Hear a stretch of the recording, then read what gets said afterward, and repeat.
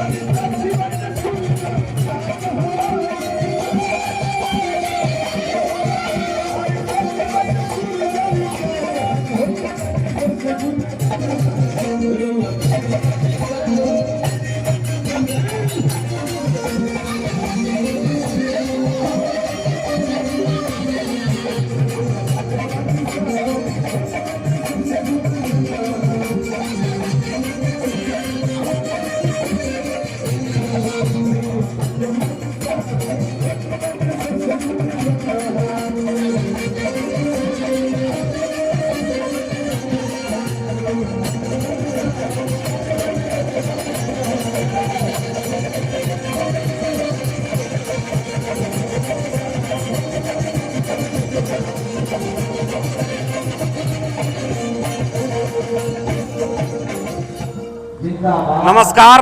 आज हमनी संग एगो सोशल मीडिया के स्टार रहो सब देखले भोजपुर के बहुत ही सुंदर सलील गीत माने जो देसिला ठाठ रहल हमनी के भोजपुरी के ओकरा के सोशल मीडिया के माध्यम से वो सब देखो तो रोहित प्रधान आए दिन मैंने कहल जाऊ जे एगो न एगो भोजपुरी के कलाकार निकली के आवत रहे, वही में से ही भोजपुरी के चुनिंदा कलाकार पिछले 2-3 साल से सोशल मीडिया पर ट्रेनिंग में बढ़ल बनी। आज हमनी के भारतीय जनता पार्टी के शाहपुर प्रखंड में कार्यक्रम बा, वही में यहाँ के आगमन हो गई बा। सबसे पहले हमारा चैनल दियारा भोजपुरी पर और बहुत बहुत स्वागत बा। दियारा भोजपुरी के तमाम जनता के हम रोहित प्रधान के तरफ से बार बार प्रणाम। हैप्पी होली। हम ज्यादा अथी ना करब, होली के सीजन चलता, आज होली मिलन के कार्यक्रम भी रहला। कुछ देसिला पुरान हमारा दर्शक के सुनाई तो बहुत अच्छा रही। कि तेरा बेनी मेरा जी नहास सूरज से पहले, तेरा बेनी मेरा जी नहास सूरज से पहले, राम जी नहाले भैया लक्ष्मण नहाले, राम जी नहाले भैया लक्ष्मण नहाले संगे संगे अनुहारो अरे संगे संग बिरहनुमान सूरजा उदय से पहले तेरा बेनिए में राम जी नहास सूरजा उदय से पहले। हालांकि कहेला लो जो भोजपुरी में कौ गो विधा हो जौन में से एगो होली हो आ होली में भी कौ गो प्रकार बा।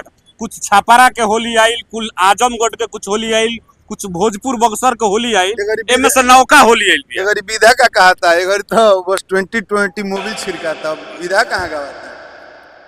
मोबिल छिड़का बस बस वही पे चला था गाड़ी। तो कुछ रहुओं में से तनी नौका में ना हम नौका ना नयके में से सलील होरी हो खेला बहोरी कि अइले अइले हो बलमुआ खेला बहोरी।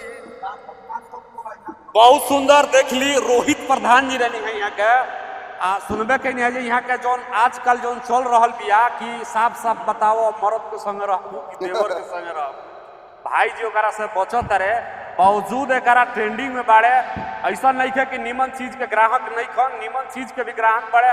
अच्छा सलील नीमन सबसे बड़ बात कि बिहार सरकार के जौन काल पारित भइल बा जी जी बहुत बहुत धन्यवाद कि अब जाके लागत है कि अब हमने के बिहार और भोजपुरी 8वीं अनुसूची में शामिल हो जाए।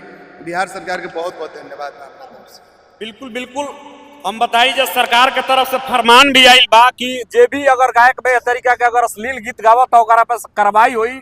ए होली में अब की परी ई जौन सरकार के तरफ से एक्शन लिहल गइल बा एकरा से लेके पूरा माने महिला माने एथी में बहुत ही ज्यादा खुशी के माहौल बा कि होली के बहाने ई हुड़दंग जौन शरारती तो मचावत रहले ओ लोग को जौन बाकी अंकुश लगी। ऐसे जौन होली बाई हमनी के रंग के गुलाल के आपसी भाईचारा के आपसी द्वेष भुला के एकरा में माने खुशी के माहौल होके के चाहिए। लेकिन कुछ लोग होली के आड़ में दोसरा के बेदीन करे के माने प्रयास करला ओकरा खातिर तो बढ़िया डिसीजन में सरकार के बहुत बहुत बढ़िया डिसीजन बा भैया। और आप लोग तो खुद एगो डिसीजन है। आप लोग जौन कहिला तोने होला और अच्छा गीत संगीत समाज में प्रस्तुत करी और गड़बड़ गीत से जातिवाद गीत से हमनी के समाज कटता, हमनी के समाज बटता। बस ये हम कलाकार लोग से चाहब कि जो जातिवादी गीत होता है सबसे पहले करा के बंद करी रंगदारी। अब कलाकार रंगदार हो जान तो रोड पर रंगदार का करे। सही बात बा। जातिवादी गाना आई रहला कर बाद कहत लोग कि रंगदारी गाना ट्रेंडिंग में चलता। और कलाकार के देखो तनी के तो बंदूक है हमारे नाव हो बताई जा प्रखंड जिला हमारे सही प्रशासन कितना चुप बा कि कलाकार सीधा प्रशासन के चेतावनी देता है कि प्रशासन डरे बोलत नहीं खे। थाना बा हमारे जमीन में, थाना हमारे जमीन में बा। प्रशासन में वैसा ही बा। प्रशासन के पर कार्रवाई करे के चाहिए, बढ़ावा देता प्रशासन। बिल्कुल आज सरकार के तरफ से तरीका का फरमान आइल होली में बहुत ही सराहनीय प्रयास बा। हालांकि हम बताई जे पीछे में अभी भी प्रोग्राम चल रहा बा, कार्यक्रम हो ही रहा बा, लेकिन वही बीच हमनी के रोहित प्रधान जी से बोला जाए जो कुछ वार्ता करी या बाकी रहुआ सबके कैसा लागल कमेंट्स करके जरूर बताई। चैनल पर नया बानी फॉलो करी, यूट्यूब पर देखत रही तो सब्सक्राइब करी। बाकी यही तरी देखत रही आपन बोली आपन माटी तेरा भोजपुरी खाती। ना केहू आटल बा ना केहू। बहुत बहुत धन्यवाद।